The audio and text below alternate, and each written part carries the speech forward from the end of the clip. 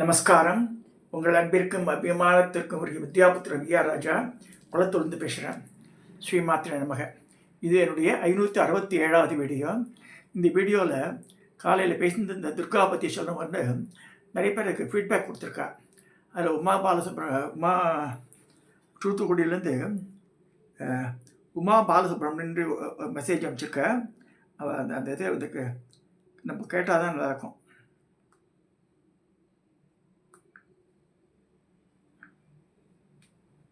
கேளுங்க.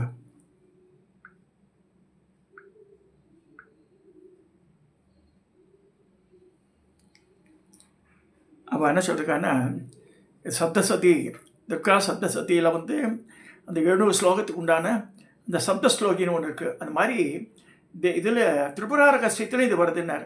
விவேக் சர்வேஸ்வரன் இருக்க என் நண்பர் சாந்தவங்க இருக்கார். அவரும் சாப்டர் நம்பர் 46 இதில் திரிபுரா ரகசியத்தில் இருக்குது அப்படின்னார். எனக்கு தெரியாதது. நான் இப்போ திரிபுரா ரகசியத்தை படிச்சுட்டு இருக்கேன். ஒன் பை ஒன்றா பார்த்துருக்கோம். நம்ம திரிபுரா ரகசியத்தில் இருக்குன்னார். இப்போ நான் சொன்ன இது காத்தால் கண்டினியூஸாக சொல்லிட்டு இந்த 32 நாமாவளியை தனித்தனியாகவே பிரித்து காமிச்சிருக்கு துர்காதை. இது பார்க்கும்போது எங்கள் ஷெல்ஃபில் கிட்டத்தட்ட 30 வருஷத்துக்கு முன்னாடி நான் வாங்கின இந்த துர்கா தேவியனுடைய பிரதிமை பொம்மை ரொம்ப அழகாக இருக்கும். நவராத்திரியில் வச்சுருந்தது. இதை பேக் பண்ணி உடஞ்சி படிச்சுட்டு எங்கள் காற்றுல அந்த கண்ணாடி அலமாரிலே இருக்கும். அது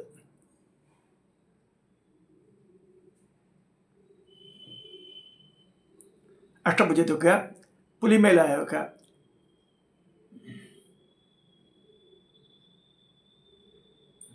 இது பார்க்கும்போது எனக்கு நவாட்சேரி தான் ஞாபகம் வரும். ஓம் ஐங்கிரி கிளீன் சாமுண்டாய் வச்சு வரும். ஓம் துர்காய நம்ம. சில பேர் எங்களுக்கு சொல்லலையேன்ற தாராளமாக நான் சொன்னது உபதேசமாக எடுத்துன்னு கூட நம்ம சொல்ல ஆரம்பிக்கலாம். இதில் there is no hard and fast rule. துர்காவுக்கு ரொம்ப இது அவ்வளோ பவர்ஃபுல் மந்திரம். கிருஷ்ணகுமார் சொல்லும்போது ரொம்ப அழகாக டீட்டெயிலாக சொன்னான். அதாவது அந்த இருட்டு நேரத்தில் சகதியில் அடவியில் அடவின்னு காடு, தெலுங்கில் அடவி, தமிழில் ஆரண்யம் நம்ம சொல்கிறோம். அந்த மாதிரி இடத்துல மாட்டின்றா கூட துர்கா மந்திரத்தை சொன்னால் அவள் கையில் சூலத்தோடு தூக்கி சூழனியாக வரான்னு சொல்லப்பட்டிருக்கு. அதனால தான் சொல்லு. இப்போ திரிபுரா ரகசியத்தில் என்ன சொல்லியிருக்குது அப்படி பார்த்துடுறோம். பின்னாடி இந்த முதல்ல முன்னாடி நாமாவளியை காமிச்சிடுறேன். இந்த இதில் ஆஷாக்கு நெதர்லாண்ட்ஸில் முன்னாடி அமைச்சேன் நான். இதை பாருங்கள். இதில் இந்த திரிபுரா ரகசியத்திலேருந்து எடுத்த இந்த நாமாவளி நான் படிக்கிறேன்.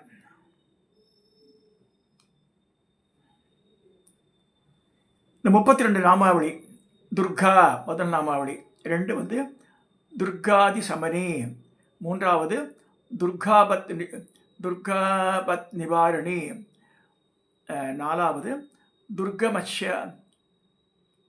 துர்கமச்சேதினி, அடுத்தது 5 துர்காசாதினி, 6 துர்காநாசினி, 7 துர்கதோத்தாரணி, 8 துர்கனி ஹந்திரி, 9 துர்கமாபக, 10 துர்கமஜானதா, 11 துர்க தைத்லோகத வானலா, 12 துர்கமா, 13 துர்கமாலோகா, 14 துர்க தமஸ்வரூபிணி, 15 துர்கமார்கப்பிரதா, 16 துர்கமா வித்யா, 17 துர்கமாஸ்ரிதா, 18 துர்க அஜ்ஞான சம்ஸ்தானனா, 19 துர்கமத்யானபாசினி, 20 துர்கமோகா, 21 துர்கமகா. அடுத்தது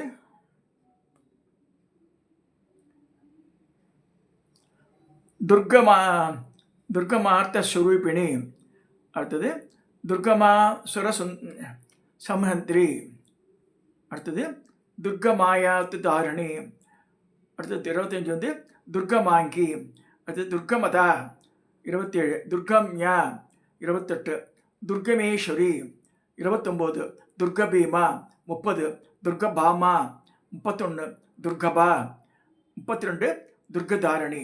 இதை எப்போ சொல்லப்படுறதுன்னா திரிபுரா ரகசியத்தில் எந்த இடத்துல வருதுன்னு நம்ம கேட்குறோம். அந்த மாதிரி வரும்போது நான் திரிபுரா ரகசியம் இப்போ தான் ஒரு 10 சாப்டர் முடிச்சிருக்கேன். இது 46வது சாப்டரில் வருது. இப்போ துர்கா அம்பாள் மகிஷாசுர மர்த்தினியான அந்த துர்காதேவிக்கும் அசுரர்களுக்கும் சண்டை நடக்கிறது. கோடி சூரிய பிரகாசத்துடன் 1000 கரத்தினாளால் முக்கண்ணியாய் துர்காதேவி சங்கநாதம் எழுப்பினாள். சிங்கமும் கர்ஜித்தது. சத்தம் கேட்ட மகிஷாசுரன் உத்கரன், சிக்சூரன், அசிலோம, தீர்க்ககனு, விதாலாட்சன் ஆகிய தளபதியுடன் உக்கரவீரியன், உக்கராஷ்யன், பிரலம்பன், பிரபானஞ்சன், சாரணன், ககலாசன், காகபத்ரன், விஷங்கதன் ஆகிய தன் புதல்வர்களுடன் பேருண்டன், காக்கதுண்டன், குரண்டன், கண்டபுக்கிரமன், பாண்டீரன், டிம்பன், கிரகசகன், காகச்சந்தன், கடோத்கடன் ஆகிய மந்திரிகளுடன் யுத்தத்துக்கு சென்றான். அசுரர்களுக்கும் தேவருக்கும் இடையே போர் நடந்தது. தேவர்கள் வழிவெடுக்க ஆரம்பித்தனர். ஆகாயத்தில் சிங்கத்துடன் பறந்து துர்காதேவி அசுரப்படைகளை கொன்று வளைத்தாள். சிங்கம் அசுரர்களை கொண்டு குவித்தது.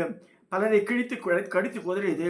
மகிஷனின் புதல்வர்கள், மந்திரிகள், தளபதிகள் பலரையுமே சிங்கம் கொண்டு தீர்த்தது. துர்காதேவி சிங்கத்துடன் சென்று, நான் மகிழ்ந்தேன், நானும் யுத்தம் செய்ய விரும்புகிறேன், ஓய்வெடுக்கலாம் சொல்லி சிங்கத்தை ரெஸ்ட் கொடுக்கிறார்.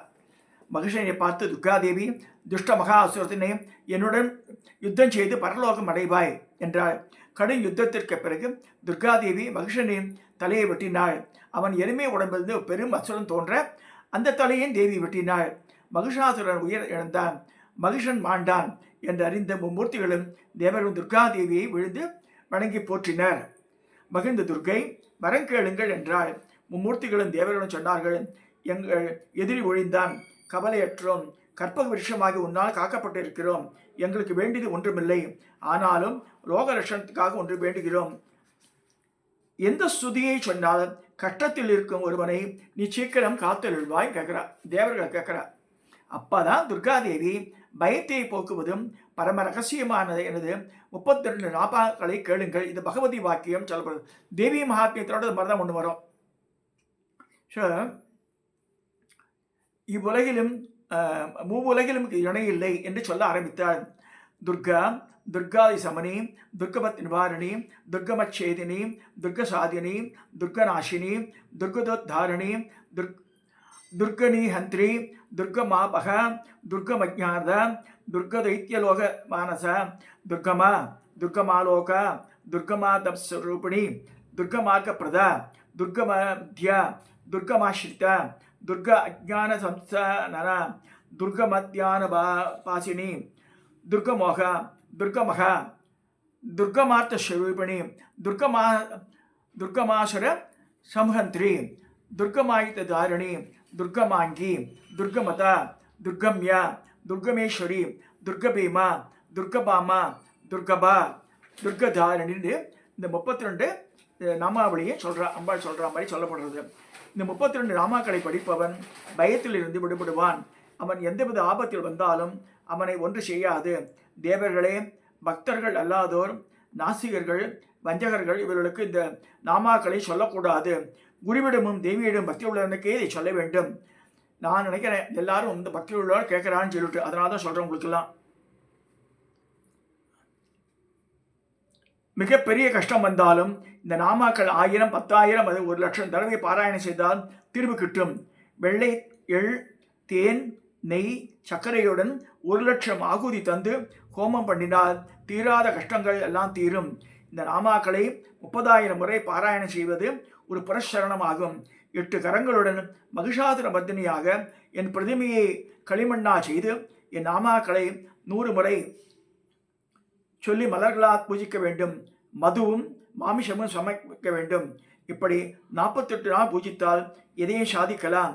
அபாயம் என்பதே இருக்காது. மது மாமிசன்றது இந்த வாமாச்சாரத்தில் வந்துடுது. என துர்காதேவி மறைந்து விட்டார். பரசுராமா, துர்காதேவி இந்த மகாத்மியத்தை கேட்பதற்கு அபாயமே ஏற்படாதுன்னு சொல்லி தத்தாத்திரேயர் சொன்னதாக இந்த திரிபுரா ரகசியத்தில் மகாத்மிய காண்டத்தில் 46வது சாப்டரில் இது வருது.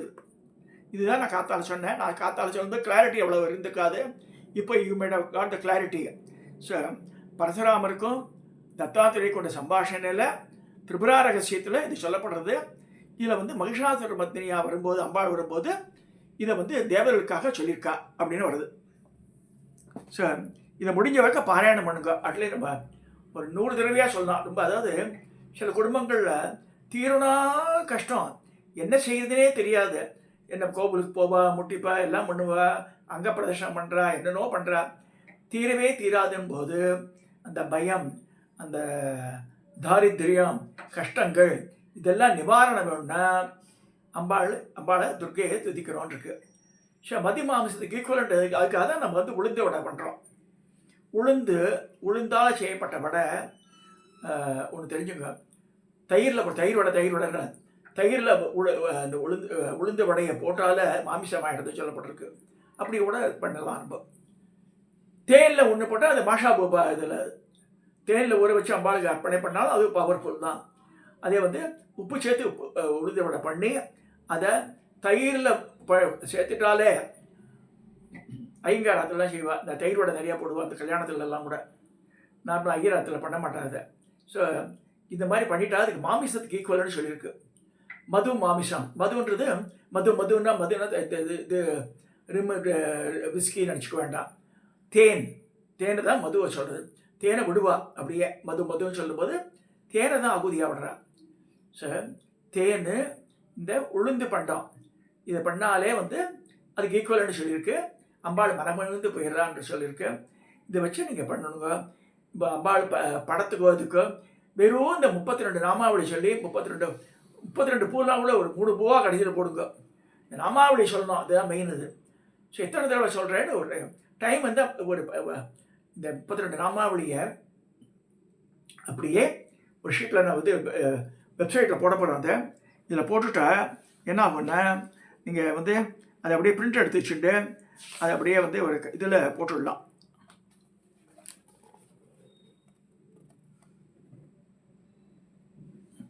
இது எந்த அளவுக்கு கிளாரிட்டி இருக்குன்னு தெரியாது எனக்கு. Better to go through website.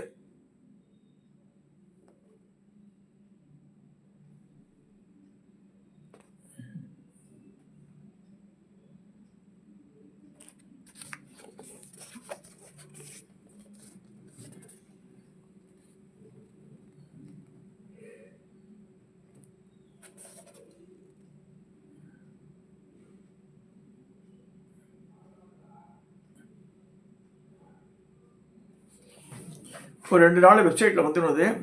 அதுலேருந்து நீங்கள் வந்து டவுன்லோட் பண்ணிக்கலாம். நீங்கள் இதை பண்ணி சொல்லி இந்த துர்கான்றது வந்து செவ்வாய்க்கிழமையில பார்ப்போம். செவ்வாய் வெள்ளின்னு கூட சொல்கிறாங்க சில பேர். செவ்வாய்க்கிழமை தான் வந்து ராகுவுக்கு ராகு காலம்னாலே ராகுக்கு அதிபதி வந்து துர்கா தான். நல்லா புரிஞ்சுக்கணும். இந்த ராகுன்ற பிளானட்டுக்கு அதிபதி யாருன்னா தேவதை யாருன்னா துர்கா தான் சொல்லியிருக்கு. ஸோ நம்ம கஷ்டங்கள்லாம் விடுபடணுன்னா இந்த ராகு காலத்தில் தேர்ந்தெடுத்து பண்ணுறோன்ற அந்த எலுமிச்சம்பழத்துலாம் விளக்கெல்லாம் ஏற்றுவோம். அதெல்லாம் சாஸ்திரத்தை சொல்லப்படல. லெமன் விளக்கில் ஏற்றோன்னா வந்து அதெல்லாம் கருகி போயிடும். அதெல்லாம் வந்து அதை பற்றி சொல்லப்படல. ஆற்றுலேயே ராகு கால பூஜையெல்லாம் ஆற்றுல பண்ண மாட்டாள். கோவிலில் போய் தான் பண்ணி ஆகணும். துர்க்கை சன்னதியில் எல்லா சிவாலயத்தில் இருக்கும். அது பெரிய முருகர் கோவிலில் கூட இருக்கும். அதாவது வடக்கு பார்த்த தென் திசையில், அதாவது ஃபேஸிங் டுவர்ட்ஸ் நார்த் அம்பாள் இருப்போம் துர்கா. சிவாலயத்தை பஞ்சகோஷ்டத்தில் முதல்ல வந்து நர்த்தன விநாயகர் இருக்கும். அடுத்து வந்து தட்சிணாமூர்த்தி வந்துடும். அடுத்து பிரம்மா வரும், லிங்கோத்பவர் வரும் 3வது. 4வது பிரம்மா வரும். 5வது துர்கா வந்துடுவோம். பஞ்சகோஷ்டம் பேர். சிவாலயத்தில் பஞ்சகோஷ்டத்தில் வர்றது துர்கா. இந்த துர்க்கையின் ஸ்வரூபம் வந்து பாஷாங்கோஷத்தோட சில கோவிலெலாம் இருக்குது. சில கோவிலில் வந்து சங்கு சக்கரத்தோடு இருக்கும். சங்கு சக்கரம் கூட பிரயோக சக்கரம் ஒன்று இருக்குது. இது 2 விரலுக்கு நடுவில் அப்படியே இந்த இது இருக்கும் சக்கரம். இந்த வலது கையில் 2 விரலுக்கு நடுவில் சக்கரத்தை எப்படி பிடிச்சிட்டு போ. இந்த ரெடி டு ஆப்ரேட் நடந்து பிரயோக சக்கரம் பேர். அதெல்லாம் விஷ்ணு துர்க்கையை சொல்லப்பட்டிருக்கு. பாஷாங்கோஷத்தோடு இருக்கிறது சிவதுர்க்கை. ஸோ சிவாலயத்தில் கட்டாயம் இருக்கும். பெருமாள் கோவிலையும் துர்கை இருக்குது. அதையும் பார்த்துக்கணும் நம்ம. ஸோ இந்த துர்கான்றது அரண் போல காப்பாற்றுறாவோ மனுஷால. யார் வந்து வணங்குறாளோ எளிமையான மந்திரம் ஓம் தும் தும் துர்காய் நமக தும். அதே மாதிரி துர்காவுக்கு வந்து தகார சகசநாமம் இருக்குது. தான்னு வரும். தகார சகசநாமம் இருக்குது. இல்லைன்னா சாதா சகசநாமம் படிக்கலாம். அது இது டைம் நிறைய இருக்கிறவ வந்து உபதேசமானவ சண்டி நவாஷை சொல்லலாம். ஓம் ஐங்கிரி கிளி சாமுண்டாய் வச்சே சொல்லலாம். It also refers to her only. So யாராருக்கு தும் சொல்ல இருக்கிறது தும் துர்காய் தெரியலேன்னு சொன்னால் இப்போ நான் சொன்ன மாதிரி எடுத்துக்கோங்க. அவ்வளோதான். ஓம் தும் துர்காய நமக, அவ்வளோதான். துர்கா தேவியோட மூல மந்திரம் தும் தான். அது தூமவதி மந்திரம் வேற. ஓம் தூம் தும் தூமவதியை டட்ட சுவாகா, அது வேற. அது கொண்டு வர தும் தான், டிஹெச்யூஎம். அதை சொல்லி இந்த பதிவை நான் நிறைவு செய்கிறேன். அது துர்கையை உபாசனை பண்ணுறவங்களுக்கு பயம் இருக்காது முதல்ல. சரி, நம்மளை துஷ்ட சக்திகள் தீண்டாது. நம்ம எப்பேற்பட்ட ப்ராப்ளத்து இருந்தாலும் சரி, காட்டில் மாடி இப்போட பார்க்கலாம்.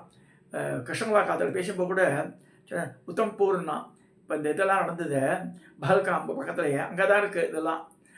ஸோ அவன் சொன்னான், அவன் வந்துட்ட பிறகு பார்த்தா நெக்ஸ்ட் டே மார்னிங் பேப்பர் பிடிச்சு பார்த்தா அப்படியே பெரிய இந்த மலைச்சரிவுலேருந்து பெரிய பெரிய பாறைகள்லாம் உருண்டு ஓடி அப்படி விழுந்து பாதியை அடைச்சிட்டு மாதக்கணக்கில் அந்த பிண்டி தேவியை பார்க்கவே முடியலையா கோவில்.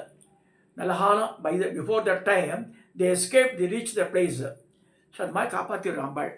ஸோ துர்காதேவியை எல்லாருமே வணங்கணும் வேண்டிட்டு நம்ம when we are in problem, வேளாம் நம்ம சாதகன் ஆர் பக்தன் அவன் ட்ரபிள் இருக்கும்போது உடனடியாக காப்பாற்றுறவோ, நம்ம சுற்றி அரண் மாதிரி அமைச்சிடுறாவோ. இதை நான் சொன்ன இன்ஸ்டன்ட்லேருந்து புரிஞ்சுப்பேன். நீங்கள் இதை சொல்லி இந்த இதுக்கு உண்டாக சில நேயர் கேட்ட கிளாரிட்டியும் கொடுத்துட்டேன்னு நினைக்கிறேன் நான். தேங்க்யூ ஃபார் இந்த உமா சுப்பிரமணியத்துக்கும் ஸ்ரீ விவேக் சரவேஸ்வருக்கும் என் நன்றியை தெரிவித்து கொடுக்குறேன். இதோட என்னுடைய இந்த வீடியோ நிறைவு செய்கிறேன். இதை சப்ஸ்கிரைப் பண்ணுங்க, ஷேர் பண்ணுங்க, லைக் பண்ணுங்க.